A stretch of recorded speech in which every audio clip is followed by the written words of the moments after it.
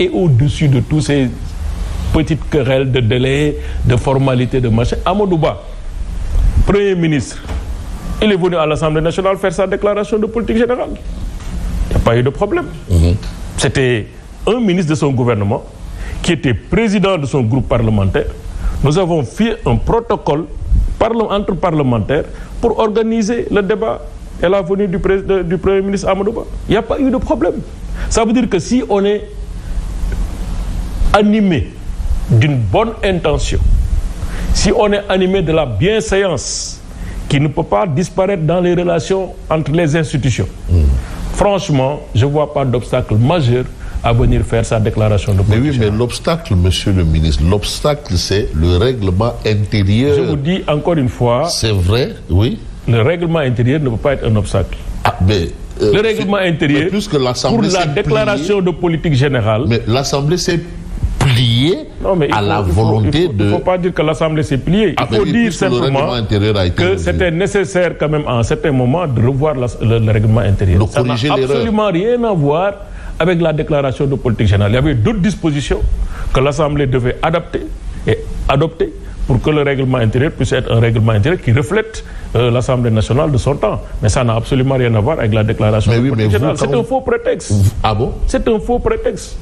Normalement, d'ailleurs, même dans un règlement intérieur qui n'est pas bon, mais quand on est de bonne foi, animé d'une très bonne intention, mais qu'est-ce qui nous empêche de s'asseoir, de discuter entre groupes parlementaires et de trouver des solutions? Non, on l'a fait. Là, vous faites dans le jugement de valeur. Je ne fais pas de jugement de valeur. Je dis encore une fois, quand on est en face d'une obligation, il faut travailler à exécuter l'obligation et ne pas travailler à ne pas exécuter l'obligation. C'est ça la bonne foi.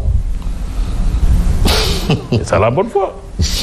Alors, aujourd'hui, la situation est telle que quand même, est-ce que c'est pas trop de dire que nous sommes dans ce qu'on peut qualifier à tort ou à raison de blocage institutionnel? Il est évident qu'aujourd'hui, ce que les autorités cherchent, c'est de bloquer le fonctionnement de l'Assemblée nationale. Donc, quelles autorités? Toutes les autorités, notamment les autorités de l'exécutif. Quand une motion de censure est déposée,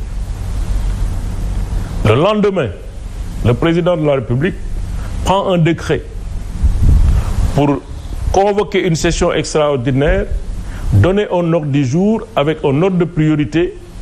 C'est la meilleure manière de bloquer le fonctionnement de l'Assemblée. Mais ça savait très bien que l'Assemblée allait vers une session extraordinaire. Parce que pour examiner la motion de censure, il faut une session extraordinaire.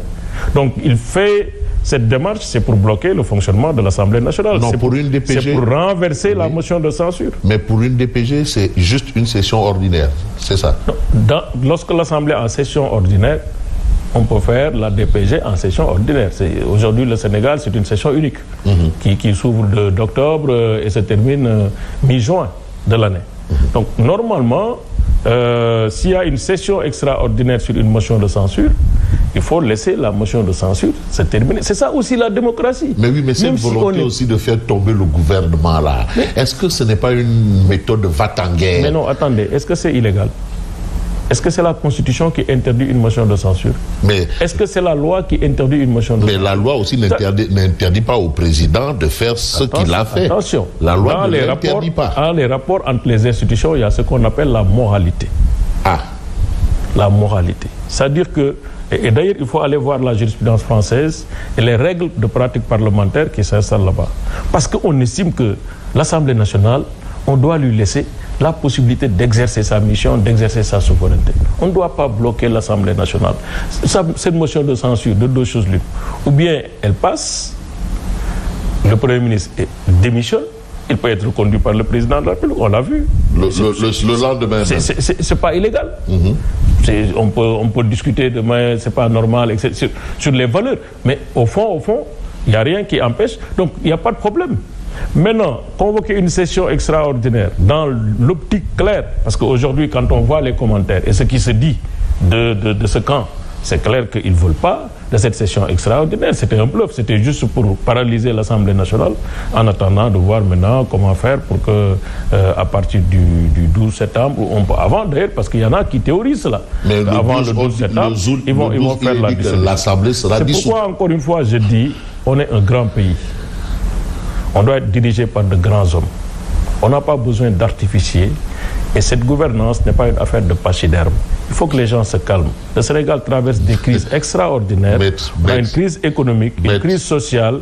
Je pense que nous avons besoin de sérénité et de tranquillité pour envisager de manière beaucoup plus sereine le futur du Sénégal. On ne peut pas continuer comme ça. Pachyderme, est-ce que le mot n'est pas trop fort?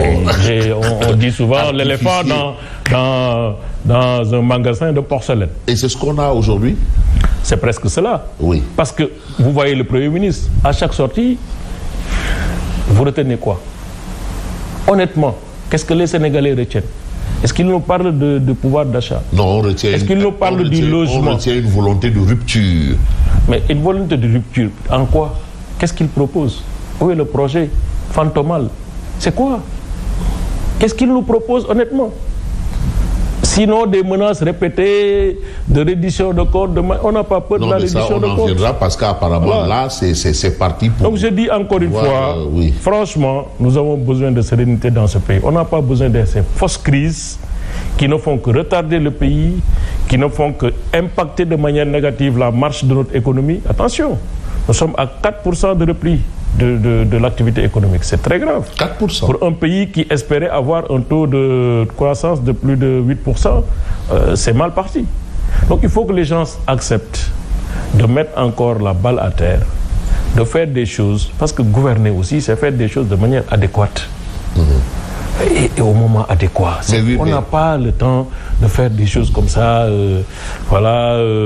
créer de fausses crises, faire des déclarations intempestives à gauche, à droite, menacer des gens, mettre la liberté d'expression, attaquer la presse, les libertés d'opinion sont saccagées.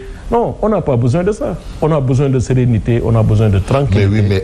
On a besoin de discuter d'idées, on a besoin de discuter de projets. Parce que même si nous, d'ailleurs, on est un peu mal à l'aise, parce qu'il n'y a aucune idée qui sort. Mais oui, mais quand par exemple aussi l'Assemblée nationale ou le groupe parlementaire Benno Bokk Yakaar bloque les initiatives du président de la République, notamment la suppression du HCCT, du CSE, est-ce que là on n'est pas du côté